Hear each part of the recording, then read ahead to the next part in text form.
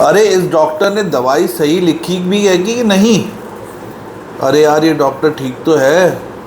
अरे डॉक्टर का एक्सपीरियंस क्या है? ज़रा डॉक्टर साहब के बारे में कुछ बता दो। ज़रा डॉक्टर साहब ने ये जो लिखी है, डॉक्टर मेरी बात तो सुनता नहीं है।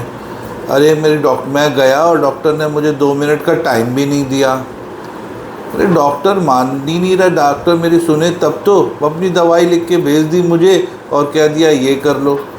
अरे डॉक्टर साहब कुछ सुन तो लेते। ये डॉक्टर तो बहुत अकड़ू है, इस डॉक्टर ने तो मेरी बात ही नहीं सुनी। अरे डॉक्टर मेरी बात समझ क्यों नहीं रहा? मैं क्या समझाऊं उसको, डॉक्टर को? भाई साहब ज़रा बताएंगे, नर्सिस से ज़रा पूछेंगे कि ये क्या हो रहा है। आज की डेट में डॉक्टर हम लोग के साथ ये सब बहुत सारी प्रॉब्लम्स आती हैं। हम डॉक्टर से मिलने तो जाते हैं बट हमें बिल्कुल भी ट्रस्ट नाम की चीज़ ही नहीं रहती। नमस्कार दोस्तों, मेरा नाम पंकज है और ये चैनल चालू करने का केवल और केवल से यही माध्यम है कि उन लोगों तक ये पहुँचे जिनको इसकी ज़रूरत है, और उन्हें ये पता होना चाहिए कि हमें डॉक्टर से क्या या हॉस्पिटल में किस तरीके से बिहेव करना चाहिए, या हमारे प्रश्न जो ज़रूरत के हैं वो डॉक्टर से हम सही तरीके से पूछ भी रहे हैं कि नहीं पूछ रहे हैं, क्या हमें डॉक्टर से किस तरीके से बात करनी चाहिए। तो आगे इसी चैनल में बने रहेंगे। बताना चाहूँगा कि हमारे साथ ऐसे बहुत सारी प्रॉब्लम्स आती हैं कि हम क्योंकि मैंने बहुत बार ये सेंटेंस को यूज़ किया हुआ है कि हम कभी भी हॉस्पिटल्स जाते हैं तो हम कोई खुशी में नहीं जाते हैं, हमें कोई ना कोई दिक्कत होती है या कोई बात होती है, किसी मतलब से जाते हैं।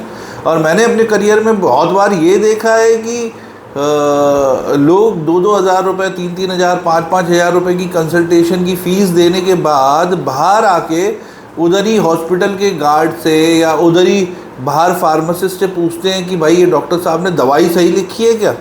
मतलब आप खुद इमेजिन कर सकते हो, आप एक तो आपको 5,000 रुपये देने के बाद उस जगह या 2,000 या 1,000 उस जगह आप दे आए हो और फिर भी आपको उस डॉक्टर पे ट्रस्ट नहीं है, तो फिर फ़ायदा क्या है ऐसे आपने कंसल्टेशन करने की?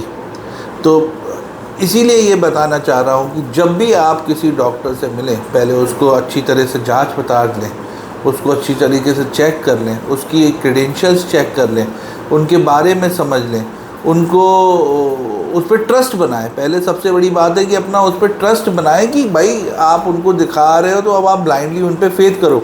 इससे कोई मतलब नहीं होगा कि अरे डॉक्टर साहब ने तो मेरे से बात ही नहीं करी, डॉक्टर साहब ने तो मेरी पूरी बीमारी भी नहीं पूछी, डॉक्टर साहब तो बस अपनी धुन में थे, भीड़ में थे और चले गए।